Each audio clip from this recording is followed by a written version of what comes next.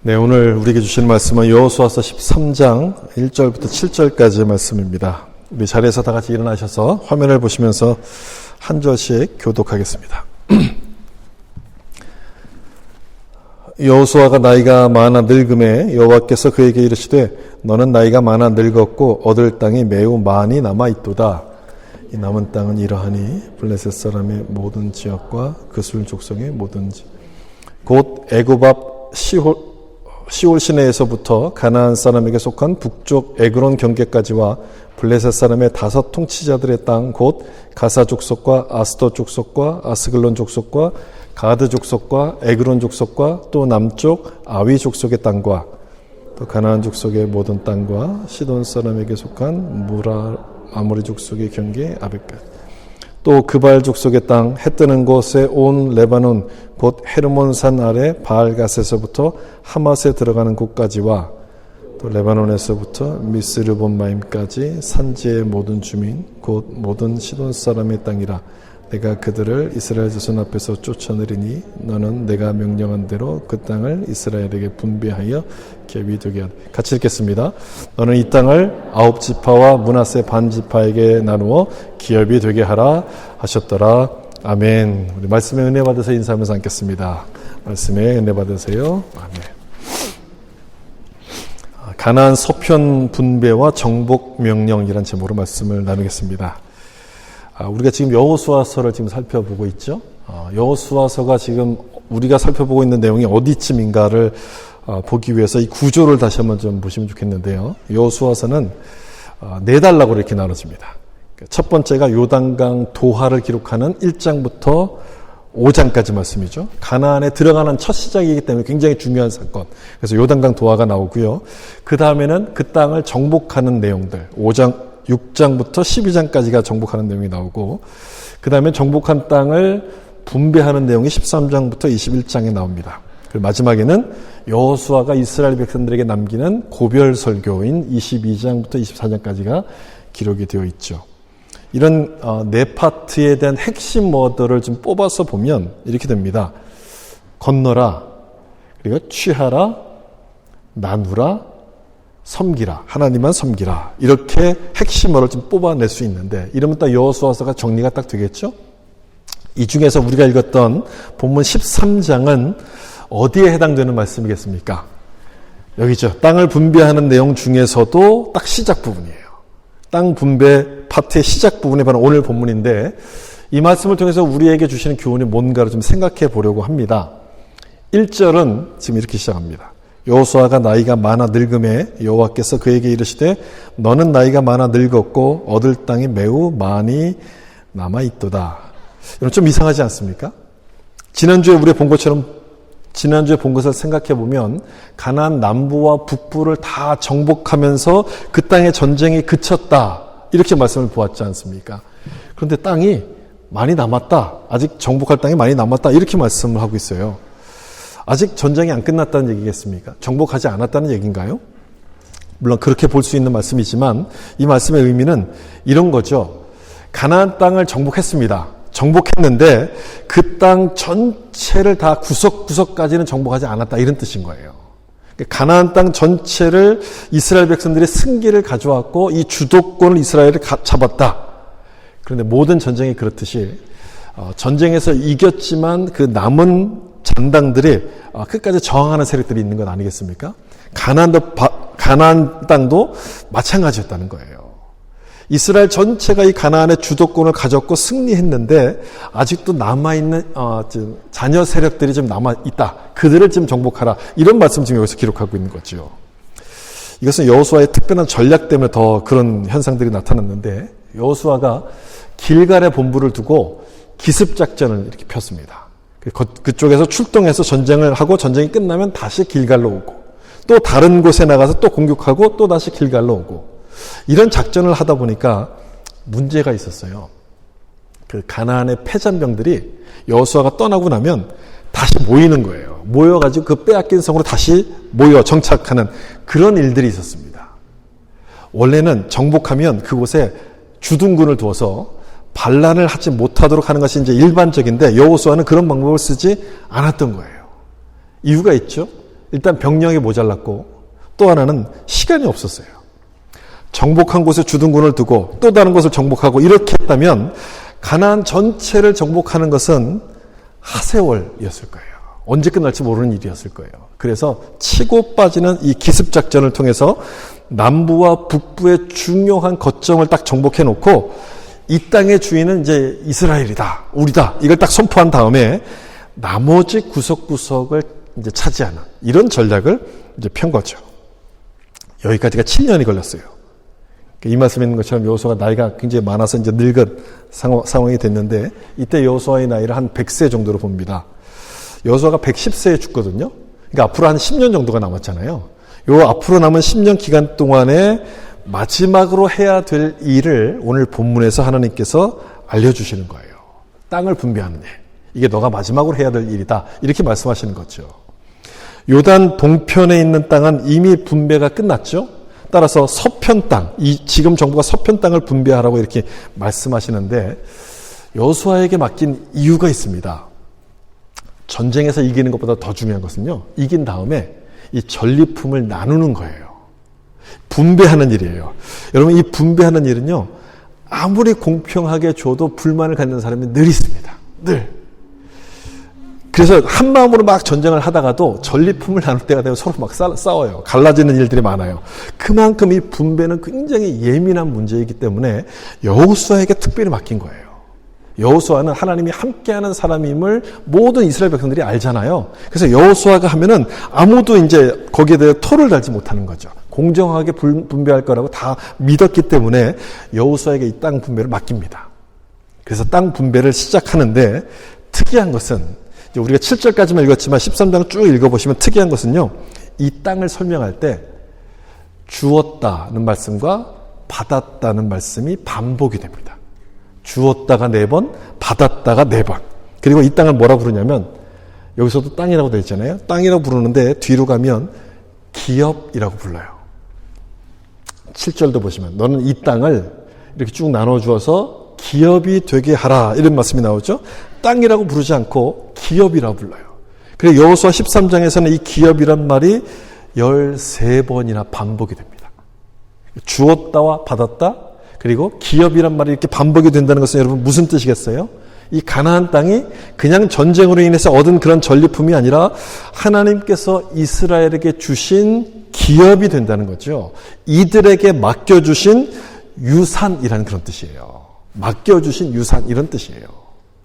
기업이기 때문에 내가 원한다고 가질 수 있는 게 아니죠. 하나님이 주셔야지만 가질 수 있는 거예요. 그게 기업이란 말의 의미예요. 그래서 이 기업이란 말을 13장에서 굉장히 강조해서 쓰는데 이 기업이란 단어로 인해서 이제 가나안에 들어가서 살게 될 이스라엘 백성들의 삶을 이 기업이란 말이 규정을 해주는 거예요. 너희는 이런 사람이다, 이렇게 살아야 된다, 이렇게 규정해주는 단어예요. 이제 남은 땅을 차지해야 되지 않습니까? 그럼 전쟁을 벌여야 돼요. 근데 이 전쟁은 땅을 차지하기 위한 약탈 전쟁이 아니라는 거예요. 이제 간혹 그렇게 가나안 전쟁을 그렇게 보는 분들도 있어요. 근데 그런 전쟁이 아니란 얘기죠. 기업이란 말을 반복적으로 함으로써 가나안 전쟁은 하나님께서 주신 기업을 차지하기 위한 영적 전쟁이라는 것을 설명해 주는 말씀입니다. 그렇기 때문에 이 말씀이 지금 우리에게도 은혜가 되고 유익이 되는 말씀이에요. 지금 우리도 이제 이 말씀을 읽어야 될 필요가 있는 거죠. 우리에게도 기업을 주실 텐데 그 기업 축복을 내가 어떻게 봐야 되는 것인가? 어떻게 봐야지 그걸 구별할 수 있는 것인가? 이걸 이제 우리가 깨닫게 되는 거거든요. 나 혼자 잘 살라고 하나님이 복 주셨겠습니까? 아니죠. 하나님이 복 주신 이유가 그게 아니에요. 그래서 이 기업이 무엇인지, 이스라엘 백성들이 왜 주셨는지 아주 잘 보셔야 돼요. 이게 굉장히 중요해요. 내게 주신 복을 기업으로만 우리가 볼 수 있다면 우리 삶의 태도가 달라질 수밖에 없어요. 그건 좀 이따 제가 뒤에서 또 말씀을 드릴게요. 조금 전에 이 기업이라는 단어가 하나님이 맡겨주신 유산이라 그랬잖아요. 맡겨주신 유산. 그래서 이스라엘 백성들에게는요, 세상 어디에도 없는 아주 특별한 법이 있었어요. 그 법의 이름이 희년이라는 법이에요. 희년. 이스라엘 백성들에게 가진 땅은요, 기업이었어요. 기업. 따라서 이 땅을 영구히 사고 파는 것을 하나님이 금지하십니다. 만약에 부득이할 경우 땅을 담보로 해서 돈을 빌릴 수가 있잖아요. 그런 일이 생길 경우에 만약 이 사람이 돈을 갚지 못해도 50년이 되면 그 땅을 돌려주도록 하셨어요. 그게 희년이에요. 그래서 50년이 되면 모든 채무를 다 탕감해 줍니다. 모든 빚이 다 없어지는 거예요. 50년마다. 자본주의 사회에 익숙한 우리에게는 이게 참 이상한 모습이죠. 참 부당해 보이는 법이지만 사실 모두가 다 공평하게 살 수 있는 그런 제도를 하나님이 주신 거예요. 희년 제도를 통해서 부의 대물림을 막고요. 또 모두에게 공평한 기회가 돌아가도록 하심으로써 하나님께서 잘 살 수 있도록, 모두가 다 잘 살 수 있도록 그렇게 하나님이 만드신 법이에요. 여기에 대해서는 다음에 또 기회가 되면 제가 설명을 드리기로 하고요. 오늘 본문이 그래서 기록하고 있는 내용은 가나안 땅을 기업으로 지금 주시는 장면이거든요. 하나님의 백성에게 기업으로 주신다는 말씀인데 우리도 마찬가지 아닙니까? 우리도 하나님의 백성이니까 하나님께서 우리에게도 기업을 주신다는 그 말씀인 거죠. 그럼 도대체 그 기업이 뭘까? 여러분 궁금하잖아요. 하나님이 여러분들에게도 기업을 주시는데 도대체 그 기업, 나에게 주시는 기업이 도대체 뭘까? 궁금하죠. 거기에 대한 힌트를 이스라엘에게 주시는 이 땅 분배하는 내용을 통해서 우리가 확인할 수 있는 거죠. 땅을 분배할 때 원칙이 있었어요. 지난번 요단 동편을 할 때 제가 설명을 드렸는데 한번 기억을 좀 떠올려 보시면 땅을 분배할 때는 얼마나 크게 주고 또 어디를 주고 위치, 이 두 가지가 중요하잖아요. 크기와 위치가 중요한데 크기를 어떻게 정했습니까? 크기. 지파의 수대로. 인원이 많으면 큰 땅을 주고 인원이 작으면 작은 땅을 줘요. 공평하죠. 공평해요. 사실 공평이라는 의미도 있지만 더 중요한 것은요. 이들이 감당할 수 있을 만큼만 주셨다는 뜻인 거예요. 물론 많이 받으면 좋죠. 많이 받으면 좋을 텐데 받기만 하고 이걸 사용하지 못한다면 그건 안 되는 것 아니겠습니까? 우린 이런 걸 가리켜서 욕심이라 불러요. 우리 사람들의 욕심은요. 내가 다 못 먹어도 일단 갖고 보자. 이게 사람들의 마음인 거예요. 근데 하나님이 주시는 기업은 그렇지 않아요. 감당할 만큼만 주시는 거예요. 딱 그만큼만 주세요. 그리고 감당할 만큼만 주신다는 뜻은 그 기업에 대한 책임이 따른다는 그런 뜻인 거예요. 1달란트, 2달란트? 주님께서 물어보시잖아요. 그에 대한 책임을 물어보시지 않습니까? 따라서 많이 받는 게 꼭 좋은 것이다라고 이야기할 수는 없는 거죠. 어떤 제자가 스승에게 물었어요. 선생님, 사람이 돈을 얼마나 많이 갖는 게 좋은 겁니까? 이렇게 물었더니 그 스승이 대답하기를 돈은 그 사람의 인격의 무게만큼 갖는 게 좋습니다. 인격의 무게를 넘어서 가지면 그 돈이 그 사람을 망칠 겁니다. 이렇게 얘기를 해줬대요. 욕심이 잉태한 즉 죄를 낳고, 그 말씀과 똑같은 말씀이죠. 감당할 수 있을 만큼만 주신 것이 여러분 하나님의 복이라는 사실을 여러분 기억하셔야 돼요. 욕심 부리는 것은 아니라는 거죠. 그 다음에 땅의 위치, 크기는 그렇게 했고요. 위치를 어떻게 정하냐면 제비뽑기를 통해서 분배했어요. 요단 동편도 그렇게 했고 지금 이 서편도 마찬가지인데, 제비뽑기는 하나님의 뜻을 물을 때 사용하는 방법 아닙니까? 그 땅의 위치를 정할 때도 불평, 불만이 생길 수 있기 때문에 이 제비뽑기를 통해서 각 지파에게 맞는 땅을 하나님이 직접 이렇게 딱 주셨어요. 그 결과가 여기 나오는 지도처럼 이렇게 돼요. 이게 요단강 중심으로 동편은 이미 땅을 분배했죠. 이 서편을 하는데 이렇게 지금 분배를 해요. 땅을 분배한 것, 땅 위치를 딱 이렇게 위치에 맞춰서 분배한 걸 보면 하나님께서 어떻게 우리 가운데 기업을 주시는가 하는 내용들을 좀 생각해 볼 수 있어요. 이 북쪽 갈릴리 호수 있는 이쪽이 굉장히 그 농지가 좋은, 농사가 잘 되는 땅이거든요. 저 땅은요 아주 온순하고 농사 짓는 데 최적화된 이런 지파 사람들이 이 땅을 받아요. 그래서 싸움을 잘하는 사람들이 있을 거 아니에요. 12지파 중에. 요 단지파가 싸움을 잘하는 지파거든요. 삼손도 저기서 이제 나오잖아요. 저 지파는 요쪽이 블레셋이에요.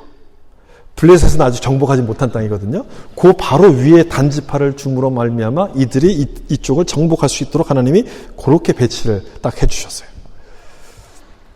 그러니까 이 땅을 분배한 두 가지 원칙만 봐도 하나님께서 우리에게 주시는 기업이 어떤 것인가 하는 것을 우리가 추정을 할 수 있는 거예요. 일단 나에게 맞는 걸 주세요.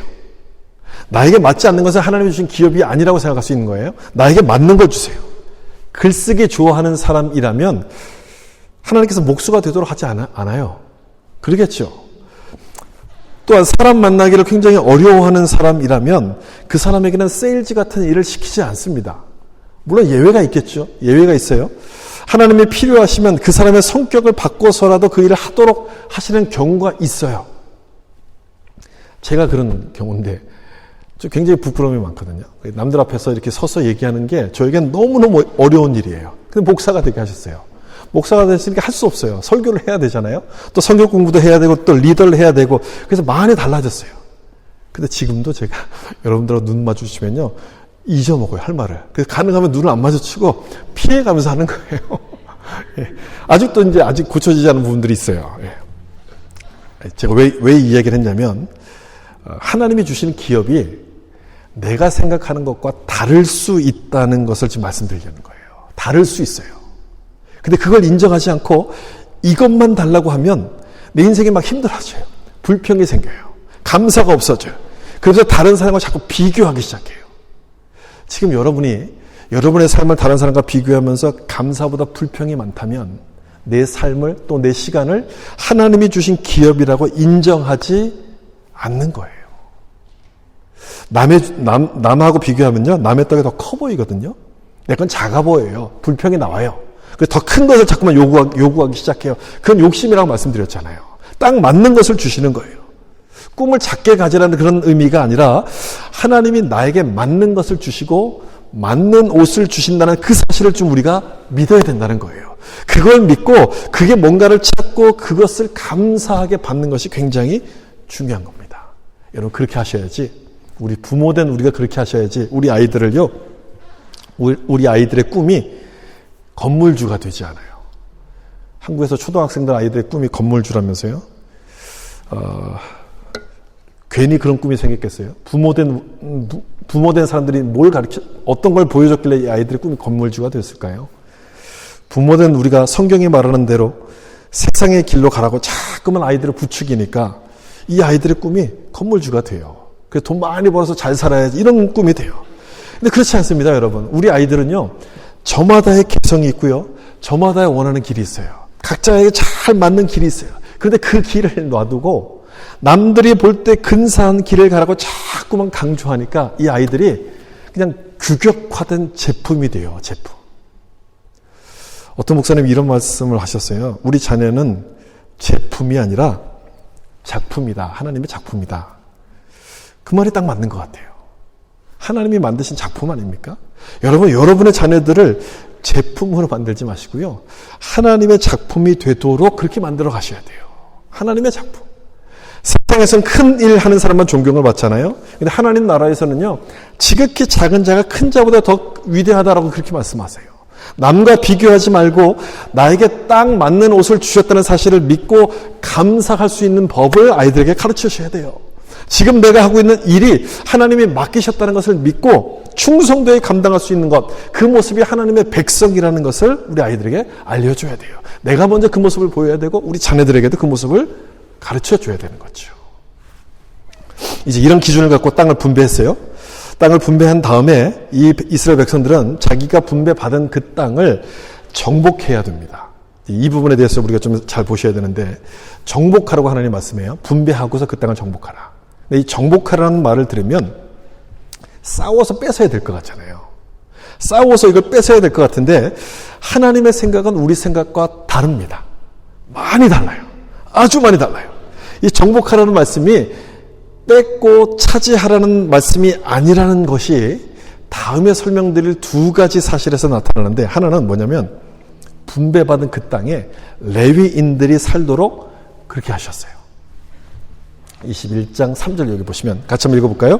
이스라엘 자손이 여호와의 명령을 따라 이 성읍들과 그 목초지들을 레위 사람에게 주니라. 레위인은 하나님을 섬기는 사람들이거든요. 이 사람들을 자기들이 받은 그 땅 안에 살도록 그렇게 하셨어요. 여러분 이게 무슨 뜻일까요? 누구를 기억하라는 뜻이겠어요? 하나님을 기억하라는 것이고 또 하나는 이들이 받은 땅이 기업이라는 것을 잊지 말라는 거예요. 기업. 내 땅이라면 내 마음대로 하겠죠? 내 땅이 아니라면 내 마음대로 할 수 없어요. 주신 것이고 받은 것이라고 한다면 내 마음대로 할 수 없는 것이죠. 지금 그걸 말씀드리는 거예요. 욕심 부리거나 이걸 갖고 과시하거나 자랑하려고 하지 말고 하나님께 감사함으로 그 땅 안에서 순종하라. 이걸 지금 보여주신 말씀이에요. 레위인들이 같이 살잖아요. 같이 사니까 중요한 일을 결정할 때가 되면 그들에게 물어보겠죠. 그래 기도를 부탁할 거예요. 그러면서 하나님을 늘 기억하게 되는데 이것이 그 땅을 차지하는 방법이라고 주님 지금 말씀하는 거예요. 하나님께 순종하는 것이 그 땅을 차지하는 방법. 굉장히 중요한 말씀이죠. 하나님을 경외하고 순종하면 기업으로 주신 땅을 온전히 차지합니다. 근데 반대로 하나님을 잊어버리면 기업으로 주신 그 땅도 빼앗기는 거예요. 이걸 잊어버리시면 안 돼요. 아, 하나님을 섬기는 것이 그 땅을 차지하는 것이구나. 그러니까 힘으로 빼앗고 차지하라고 하시는 말씀이 아니라 하나님을 잘 섬기면 하나님이 도와주셔야지만 차지할 수 있다는 것을 여기서 알려주시는 그 말씀인 거죠. 두 번째, 땅을 정복하라는 것이 뺏는 것이 아니라는 것이 바로 여기 나타나는데요.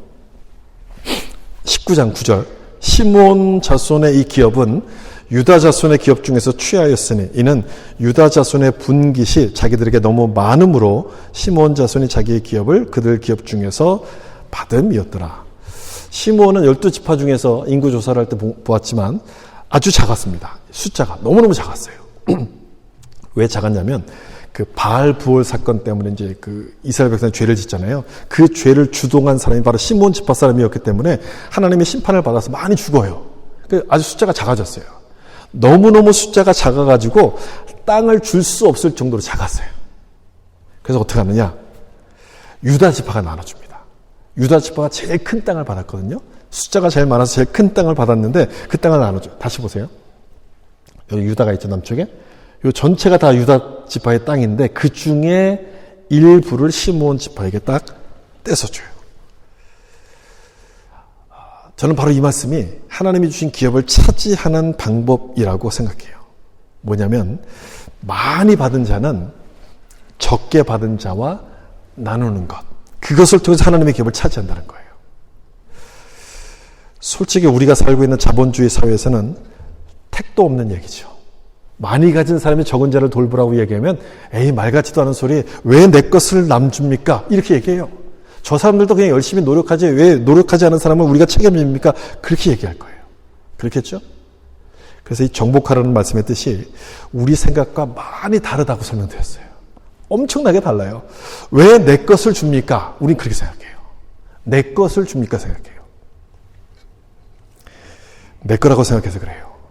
근데 하나님께서 주셨고 하나님께서 맡기신 거라면 얘기가 달라지죠. 내 것이 아닌 거예요. 하나님이 나에게 맡기신 거예요. 나에게 맡겨주신 것이기 때문에 나는 내 뜻대로 하는 것이 아니라 하나님의 뜻대로 해야 되는 거예요. 너희가 거저 받았으니 거저 주어라. 그 예수님 말씀 그대로인 거예요. 참 신기한 게요. 그렇게 하면 내 거를 빼앗기는 것 같잖아요. 내 것이 없어지는 것 같잖아요. 아니에요. 거꾸로 내 것을 지키는 셈이 돼요. 오병이어의 기적이 그거 아니에요? 내 것을 주었을 때 자꾸 차고 넘치는 거예요.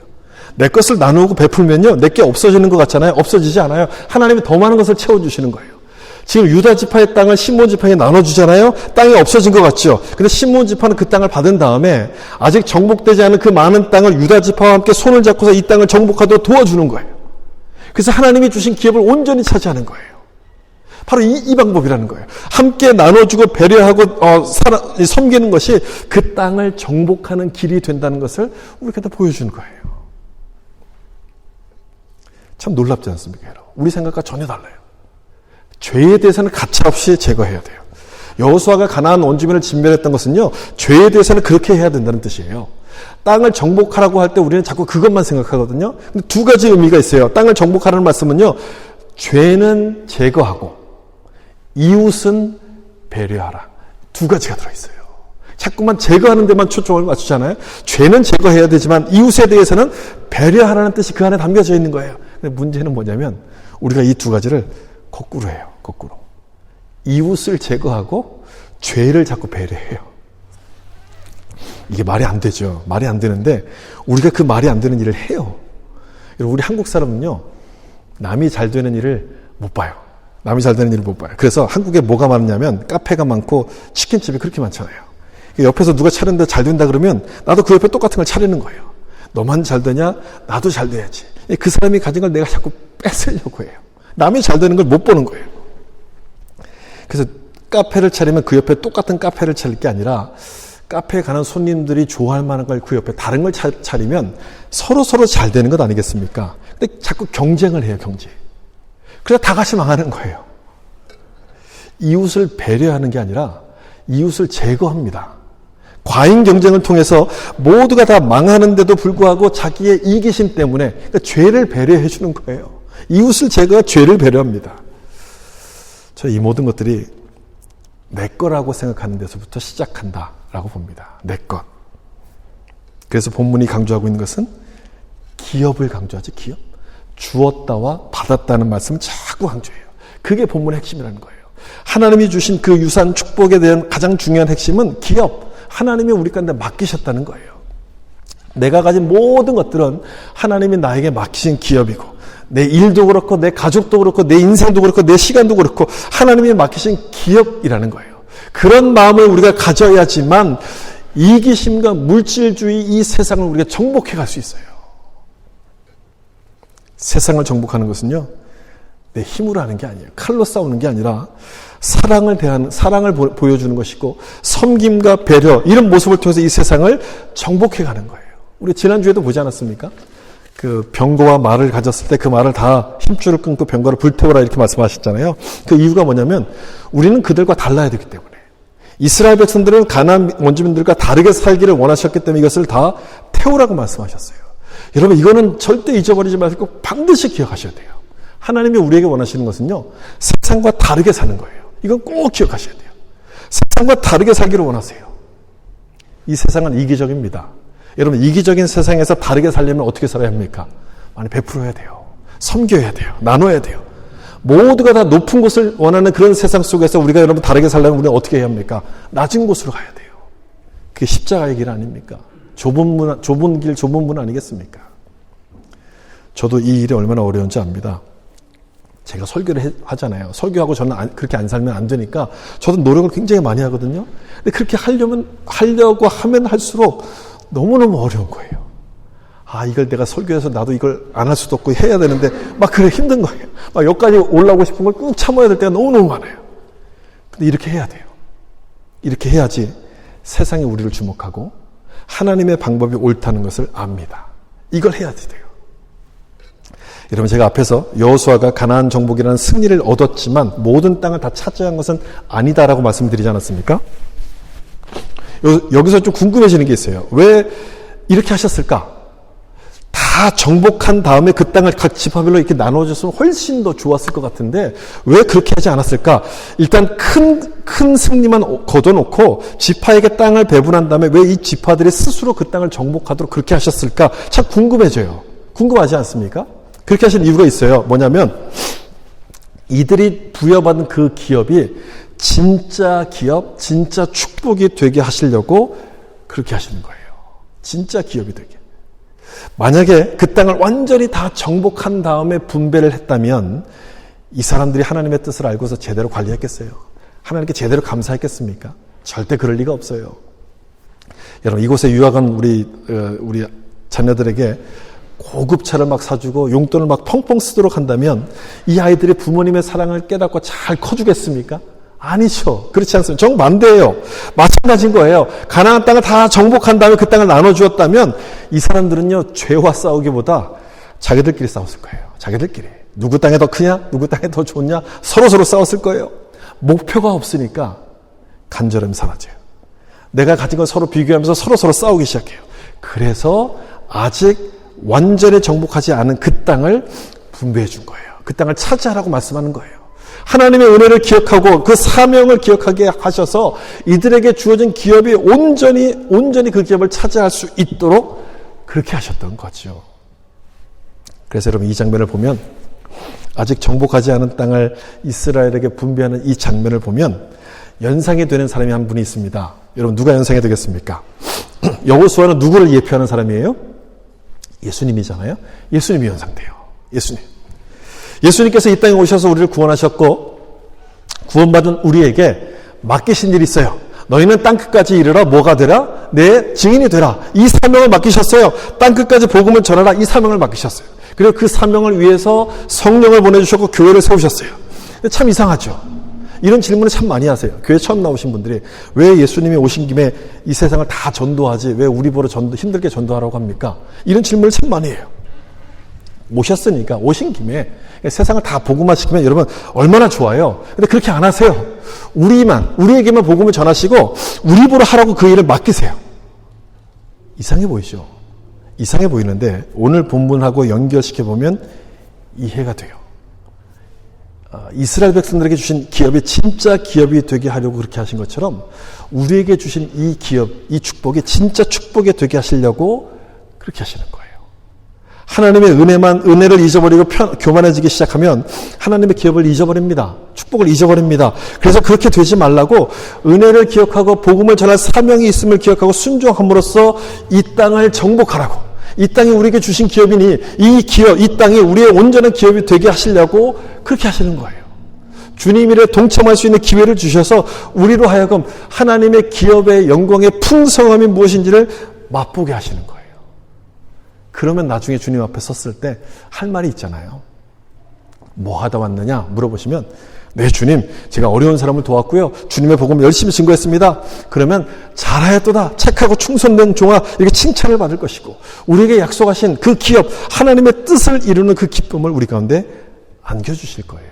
여러분 그것 때문에 아직 정복하지 않은 땅을 주시면서 정복하라 말씀하셨고 아직 온 세상에 복음이 다 전해지지 않는 이 땅을 우리 가운데 기업으로 정복하라고 복음을 증거하라고 우리 가운데 기업으로 주셨다는 거죠.